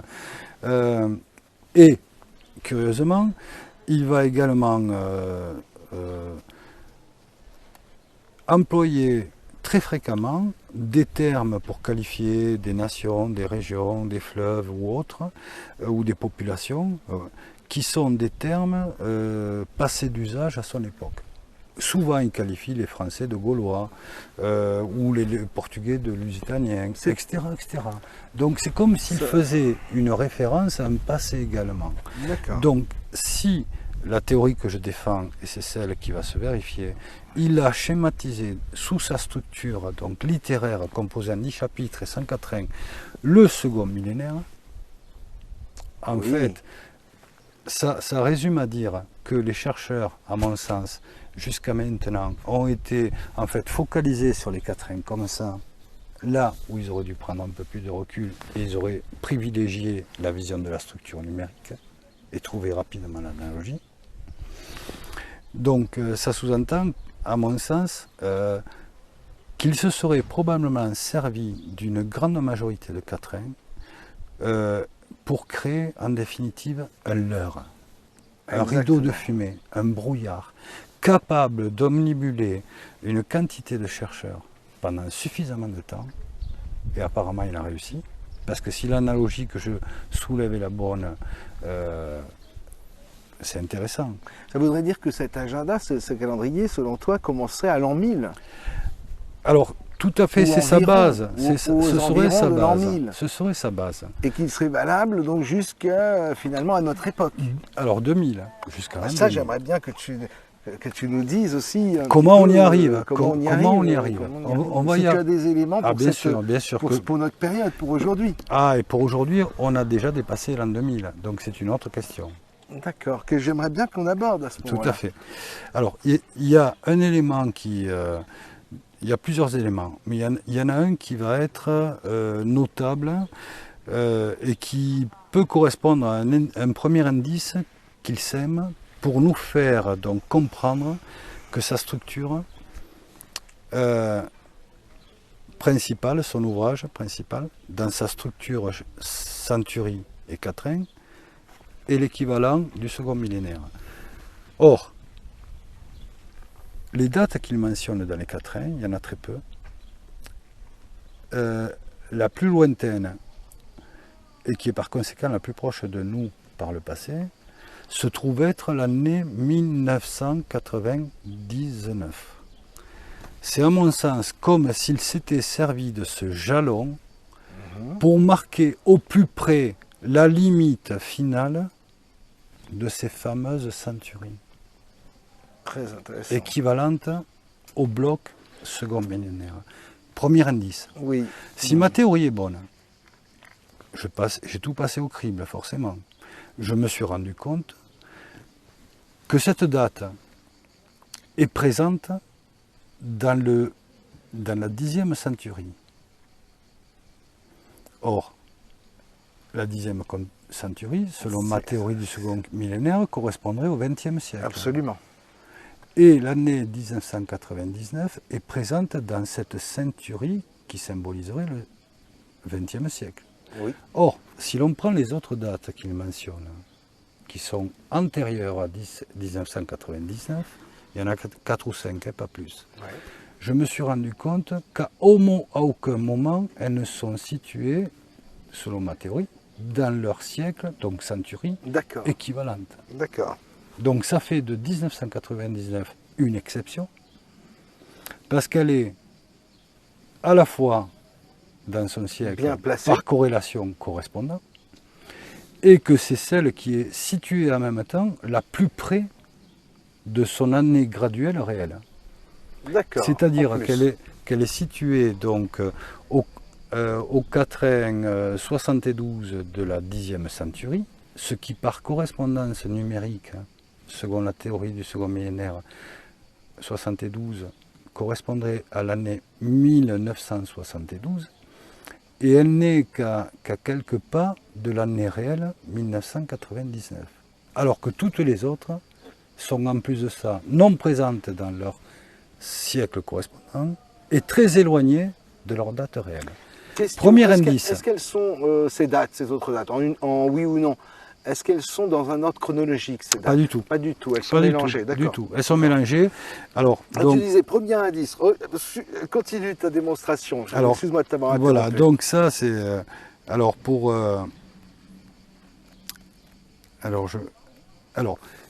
donc ça, premier point. Est-ce que c'est un indice qui nous place là, à un degré précis, au plus près de la fin du bloc? Intéressant. Qu'est-ce qu'il y a qui pourrait apporter de l'eau au moulin de ma théorie? Alors, La très théorie simple, du deuxième millénaire. du deuxième millénaire. Qui s'inscrit, mais tu sais, qui s'inscrit parfaitement avec la théorie du récentisme, finalement.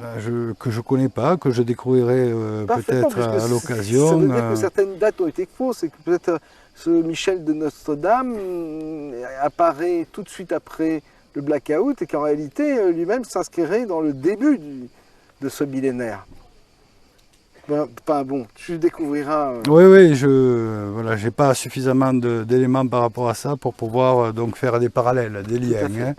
Ce qui est certain, c'est qu'il se présente comme un maître du futur. Le futur, pour moi, est totalement impossible à présager. Et malgré donc mon approche rationaliste des choses, comme je disais tout à l'heure, il est interpellant. Il est interpellant et son calendrier existe bel et bien. Et ça, c'est la porte d'accès en définitive. Oui. Ce n'est que la porte d'accès. Donc si cette théorie est bonne, ça sous-entend, étant donné qu'il a décomposé son livre en 3 parties, mais celle qui est très intéressante, c'est celle où il vient glisser l'évocation en lien avec l'Angleterre et ses 300 ans. Parce qu'il précise une période donc de 300 ans et plus, disons. Ouais. Mais il évoque 300 ans. Tout à fait.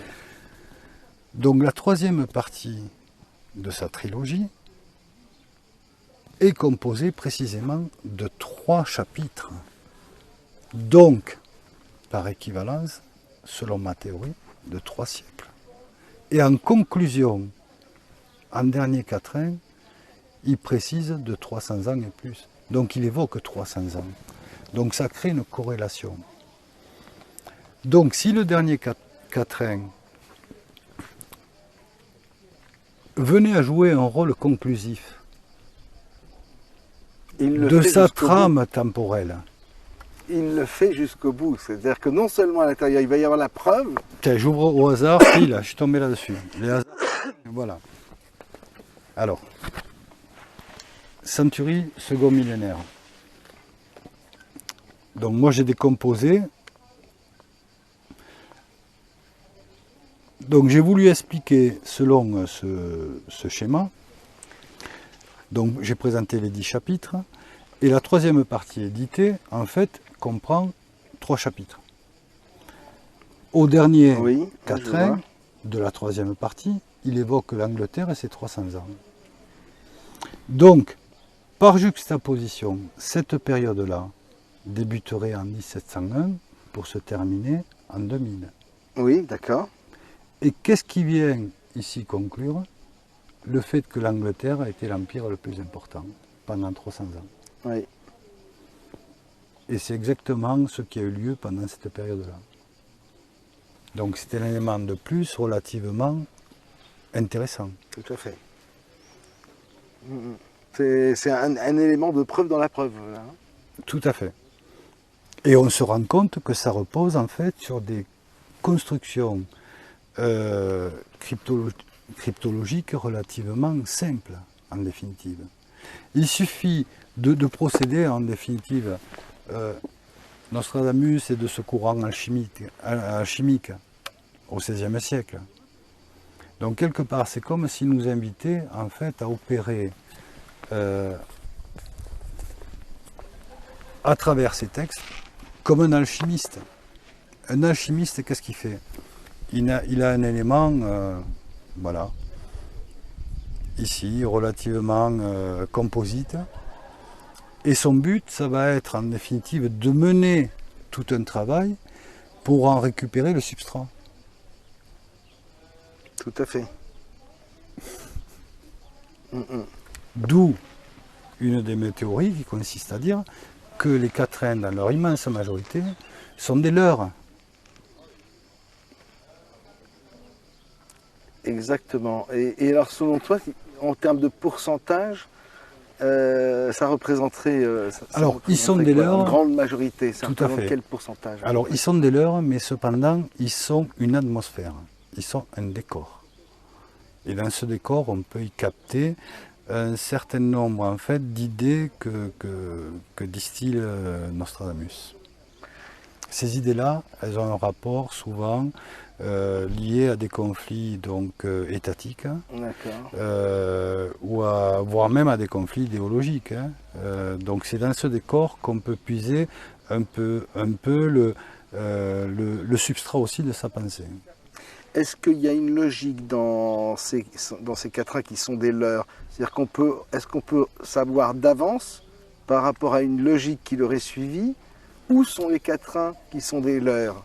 Ou est-ce qu'il y a un moyen de repérer ces leurs, mais de façon probante également? Voilà. Alors, je prendrai la chose par un autre bout. Quels sont les quatrains qui sont importants? Mais ça rejoint la même chose. Et où sont-ils placés? Voilà. Est-ce qu'il y a une logique? Ce qui est intéressant, c'est de savoir s'il y a une logique dans tout ça, au niveau de la structure même. Alors, selon moi, la logique va reposer sur des mots-clés.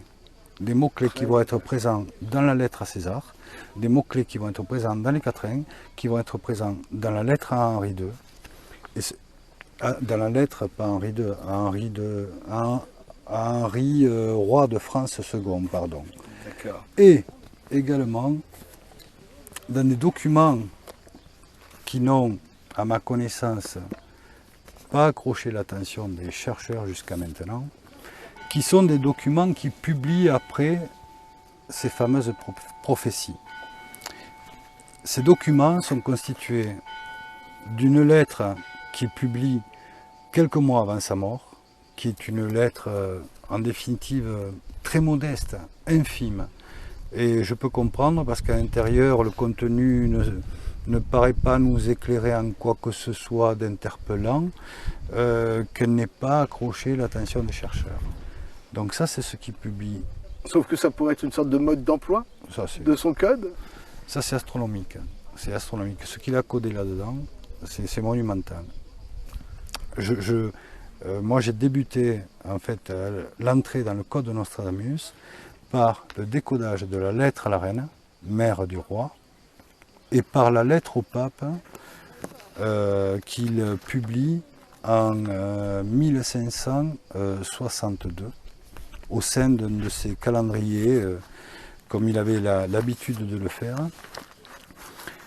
Et ce sont des... Il faisait des calendriers? Oui, ce serait trop long de se répandre là-dessus, c'est un autre sujet. C'est intéressant, comme on parle d'agenda. Oui, tout à fait. Et il faisait calendriers millénaires, là. Voilà, il faisait des calendriers qui n'ont pas été probants selon la plupart des exégètes. Et une lettre donc au pape. Une lettre au pape. Donc, en m'intéressant au sujet, je me suis rapidement procuré tout ce qui existait donc en matière de librairie, de réédition de ces documents.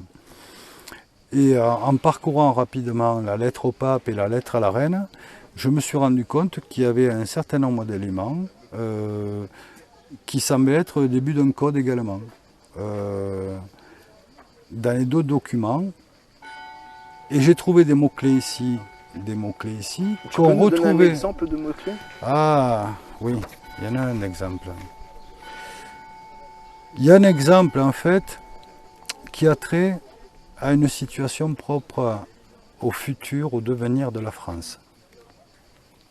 Et ce mot-clé, cette formule clé en définitive, elle se caractérise par quelques mots très positifs, disons, et qui sont paix, amour, union et concorde.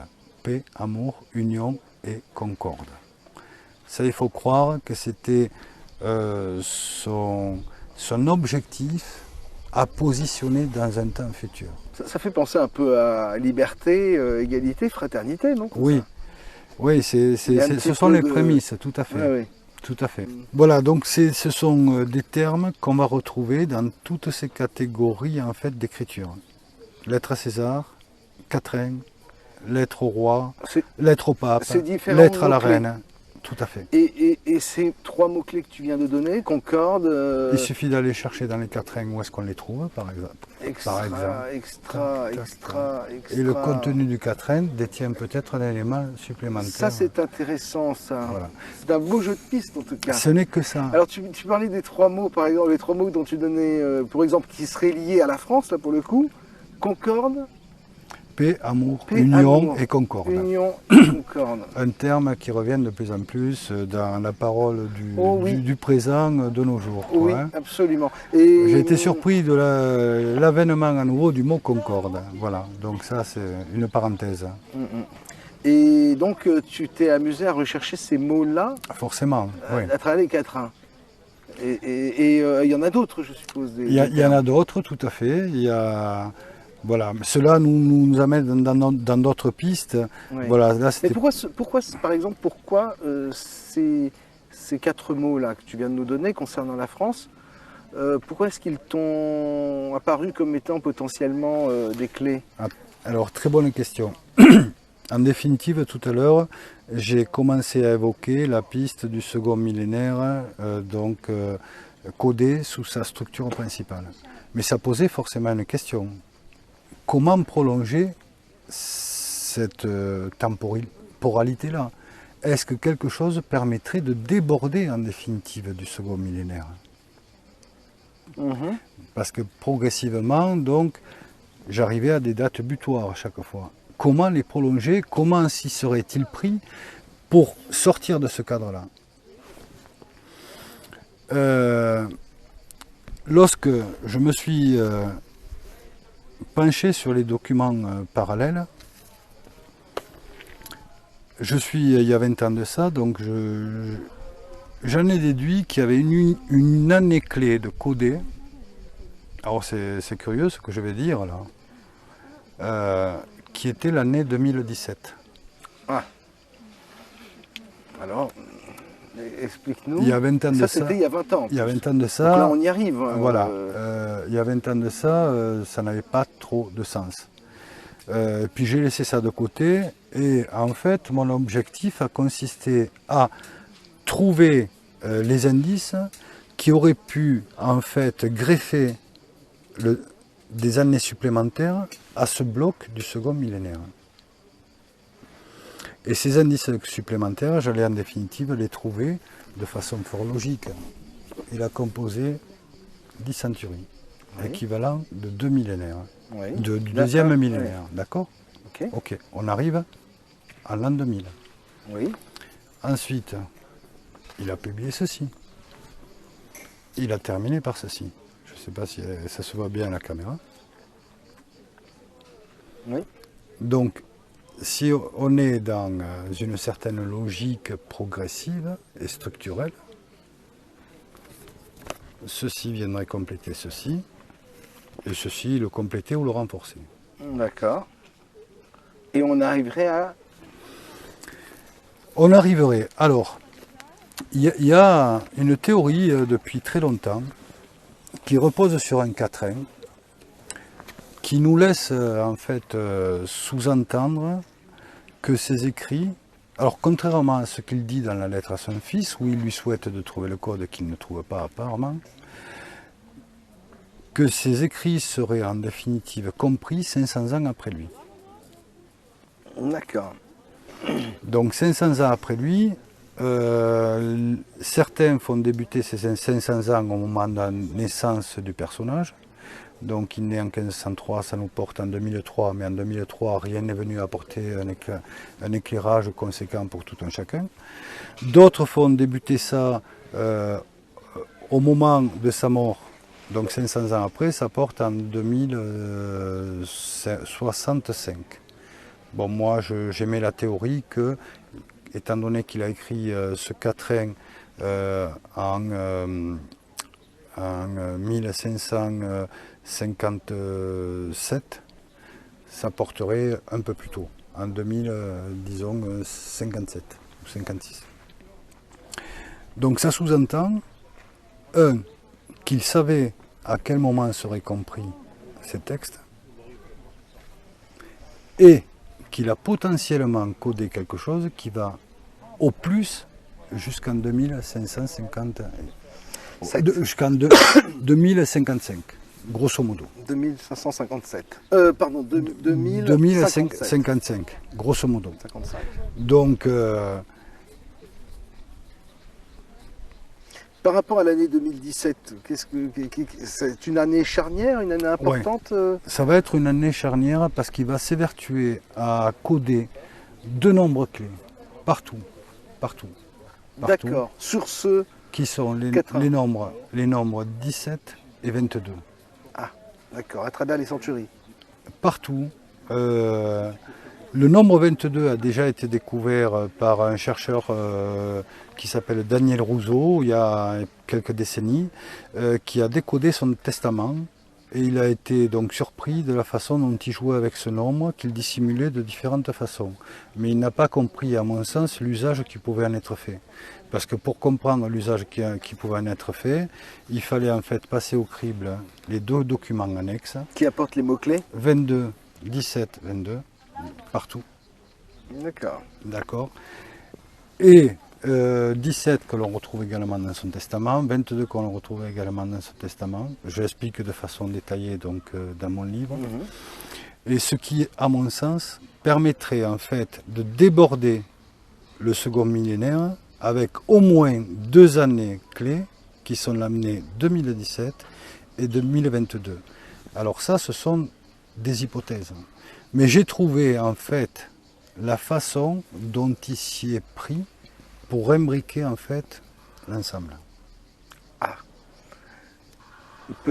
Peux-tu nous... Et là, c'est arithmétique. Si c'est arithmétique, Je pense que les gens se référeront plutôt à ton livre ou à tes prochains livres. Là, dans cette vidéo, on ne va pas rentrer dans des concepts un peu trop compliqués à suivre en audio. Par contre, il y a beaucoup de spécialistes, d'experts de Nostradamus qui disent que beaucoup de ces quatrains concernent le XXe siècle et notamment la Seconde Guerre mondiale. Est-ce que tu peux confirmer ça? C'est exact et c'est leur cheval de bataille essentiel en ce moment, qui à mon sens est justifié. Le seul problème, c'est que il n'y a pas de date dans ces textes qui font référence à cette période-là. Mais ils en sont persuadés pour une raison principale. Ça, c'est mes déductions, pour avoir étudié donc notamment la très longue lettre au roi. Parce que la très longue lettre au roi, en définitive, regroupe en fait une accumulation de conflits entre nations, entre continents, qui jusqu'à cette époque-là n'avaient pas eu lieu sous cette forme-là. Et ce qui me permet, à mon sens, d'étayer ce point particulier, que la lettre au roi est dans sa majorité consacrée au XXe siècle, à la Première Guerre mondiale et à la Seconde Guerre mondiale, c'est un élément clé, historique. Cet élément clé, c'est qu'il mentionne souvent, dans cette très longue lettre, qui serait soi-disant une chronologie. Mais à un moment donné, sur la fin, il fait comprendre qu'il met les choses de façon un peu confuse. Donc il y a encore un ordre à trouver. D'accord ? Il y a un élément historique clé qui s'est révélé en fait pendant la Première et la Seconde Guerre mondiale, et qui corrobore tout à fait ce que Nostradamus prétend, c'est qu'à un moment donné, il dit que des nations occidentales seront alliées aux orientaux contre d'autres nations occidentales. Ce qu'il entend à l'époque par orientaux, c'est l'Empire ottoman. C'est clair. C'est ainsi qu'il était qualifié. À cette époque-là, c'était un danger. Voilà, il y avait donc deux guerres récurrentes. C'est surprenant qu'il annonce une chose pareille. Voilà. Et c'est une chose qu'on va remarquer en 14-18. Exactement, c'est en 14-18 où en fait l'Allemagne s'allie avec l'Empire ottoman, avec la Turquie, pour créer un troisième front. Exact. Et c'est ce qui fait rentrer la guerre dans une dimension supplémentaire. Ouais. Et à la sortie de la Première Guerre mondiale, c'est l'Allemagne et l'Empire ottoman qui seront les deux grands perdants de ce conflit absurde. Tout à fait. D'accord. En apportant c'est une sorte de génocide en réalité du peuple européen. Voilà. On peut parler vraiment d'un véritable génocide de la part des États sur leur propre peuple. Exactement. Aujourd'hui, avec le recul, je pense qu'il y aurait matière à... C'est condamnable. C'est condamnable. À condamner. Et à demander, et que les réparation. Demandent réparation. On pourrait le faire également. C'est clair. Donc cet élément-là, qui a eu lieu autant pendant la Première Guerre mondiale que pendant la Seconde Guerre mondiale, où ce qui restait de l'Empire ottoman, donc la Turquie, c'est une fois de plus allié avec l'Allemagne. Donc ça rentre également dans le cas de figure qu'évoque Nostradamus. Tout à fait.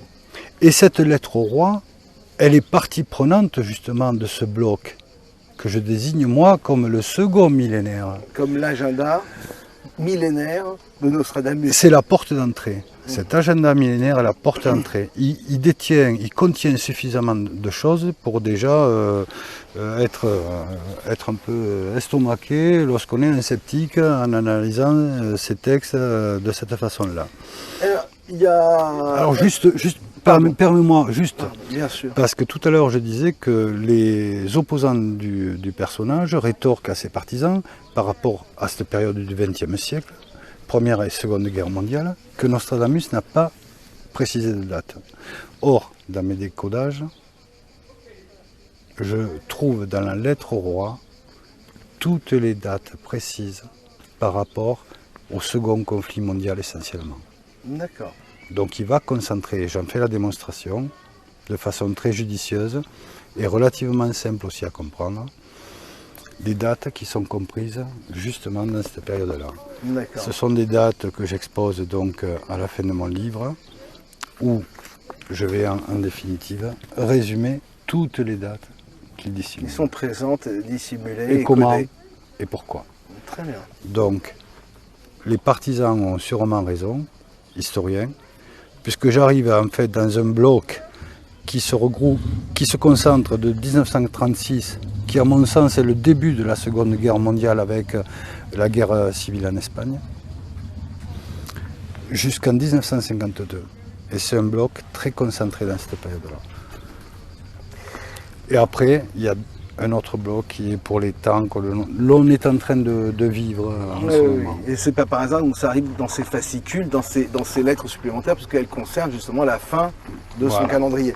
Donc le code existe. Le code existe. Le code existe. Il est d'une logique et que tu implacable. Que tu démontres à travers ton livre. Maintenant, j'aimerais bien que tu nous parles rapidement, parce que c'est le moment de conclure, José, que tu nous parles un peu de cette image d'Épinal qu'on a de Nostradamus, regardant l'avenir dans une marmite pleine d'eau qu'il tourne avec une feuille d'olivier, avec un brin d'olivier, je crois, enfin peu importe. Ouais, Qu'est-ce que tu penses de cette affaire rapidement? Rapidement. D'ailleurs, il y a un documentaire tout récent qui vient de paraître là, qui est diffusé, je ne sais pas si je peux citer la chaîne sur RMC Découverte, un documentaire anglo-saxon qui s'appelle Nostradamus et les prophéties révélées. Un chercheur américain a mené des recherches, mais qui à mon sens ne sont pas très concluantes. Elles valent le fait d'exister, ce qui est une pierre de plus à cet édifice curieux. Et on représente à chaque fois, comme dans les documentaires précédents, comme dans des livres précédents, Nostradamus avec sa marmite. Nostradamus avec une vasque remplie d'eau, avec à la main une baguette ou une terminaison de branche qui va remuer la surface de l'eau et qui va avoir des visions dans cette onde-là. D'accord. Alors, c'est là où le livre agit de façon vraiment étrange par rapport aux chercheurs, qu'ils soient partisans ou opposants. C'est-à-dire que cette interprétation repose sur le deuxième quatrain de la première centurie. Le premier quatrain, il nous dépeint un personnage qui est en train d'étudier dans une officine pendant la nuit, pendant une étude secrète, et qui va proférer des choses qui ne sont pas à croire vaines. Ça, c'est le premier quatrain. Le second, ce sur lequel se reposent les spécialistes pour dire que c'est en définitive sa méthode divinatoire, nous dit quelque chose de très difficilement compréhensible. Il nous dit la verge en même mise, la baguette, supposons, au milieu de branches, de l'onde il moule et le limbe et le pied, une peur et une voix frémissent par ses manches, splendeur divine, le divin pré-sacié. Donc ça, parce qu'il y a le terme branche, baguette, onde, mouler quelque chose, une réaction divine, splendeur divine, voilà. En réalité, ce que toi tu as remarqué dans ce quatrain, alors c'est quelque chose d'absolument simple, basique à voir. Élémentaire. Donc, ils prétendent que ce serait Nostradamus qui serait en train de se dépeindre lui-même. Or, on trouve dans le quatrain le pronom personnel « il ». Donc ça sous-entend Troisième personne. Du singulier. Donc plutôt, on pourrait penser qu'il parle plutôt de quelqu'un d'autre. Par contre... sinon, il aurait écrit « je ». Absolument. Et pourtant, ça fait 450 ans, et encore aujourd'hui, que les spécialistes évoquent ce quatrain pour prétendre que Nostradamus est en train de se décrire alors qu'il parle de quelqu'un d'autre, puisqu'il emploie « il » et non pas « je ». Alors qu'il existe un autre quatrain donc, où il explique en fait que... Ou c'est même pas dans un quatrain, c'est dans la lettre, où il donne plutôt un autre vision mode opératoire. Tout à fait. Est-ce que tu peux nous en parler rapidement également? Alors, dans la lettre à César, en fait, il s'ouvre personnellement. Il explique, ce qu'est pour lui un prophète. Un prophète est quelqu'un qui reçoit une connaissance supranaturelle par une émanation qualifiée de divine. Moi, je dirais supranaturelle. Voilà. La connaissance d'un futur. Donc ça sous-entend qu'il y aurait une intervention de l'invisible là. Mais je crois que depuis la nuit des temps, moi depuis que je suis rentré dans ce sujet, que je me suis intéressé notamment au sujet d'apparition à Lourdes, à la Salette, au Portugal, à Fatima, etc., il y a de toute évidence quelque chose d'insaisissable, d'inqualifiable, et qui prend parfois l'apparence en fait d'une iconographie religieuse.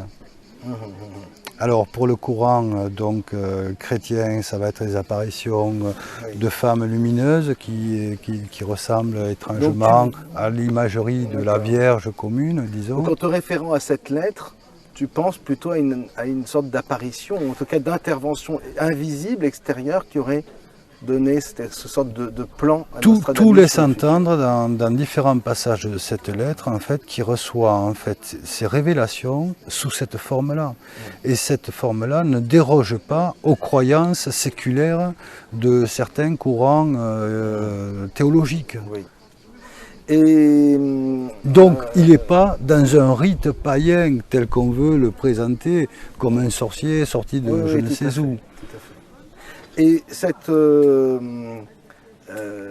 part de l'invisible dans ton enquête, comment tu la ressens toi-même dans ces découvertes que tu fais? La question est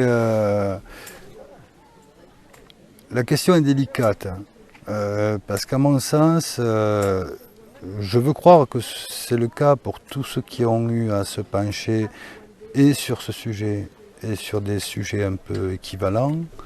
C'est comme si à un certain moment, il y avait une capacité subite, une prédisposition subtile, parfois incontrôlable, parfois incompréhensible, qui, par des choses qui peuvent être de l'ordre de l'infime,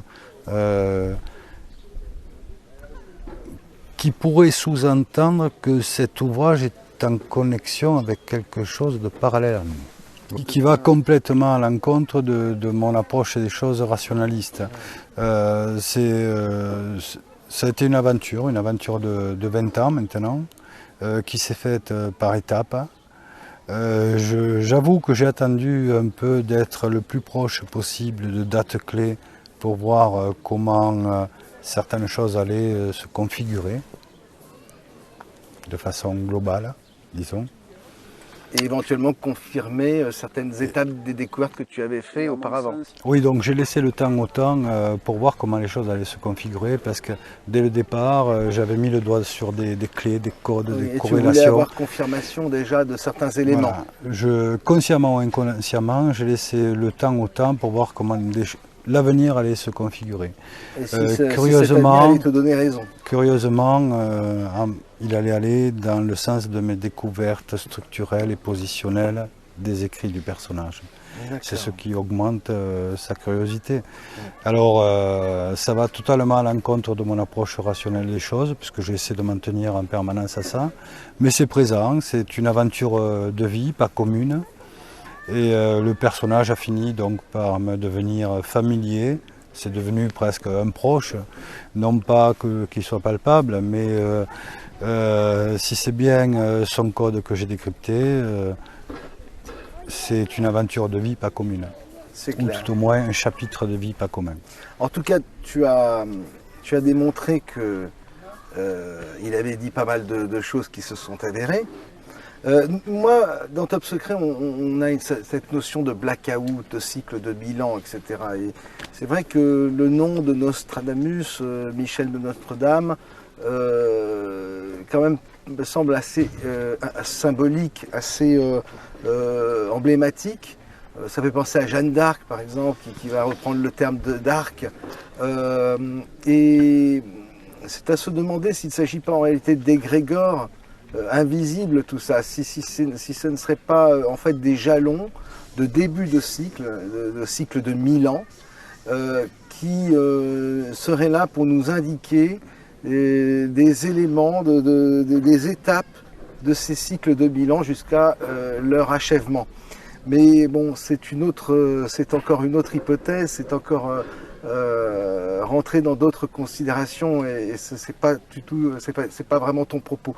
Par contre, donc tu as vraiment démontré que il avait dit des vérités. Et par rapport à ça, donc quelle serait en conclusion la réflexion que tu pourrais nous donner?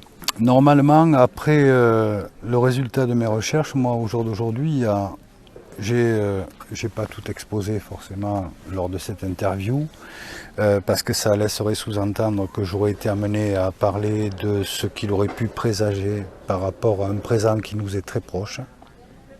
Et il y a matière. Mais ça, le temps le dira, disons. Mais la question en définitive qui se pose, elle repose sur son introduction, puisque dans la lettre à César, il va d'abord l'informer que le monde connaîtra un cataclysme géologique planétaire assez inquiétant, en somme, puisqu'il prend le temps de le décrire point par point.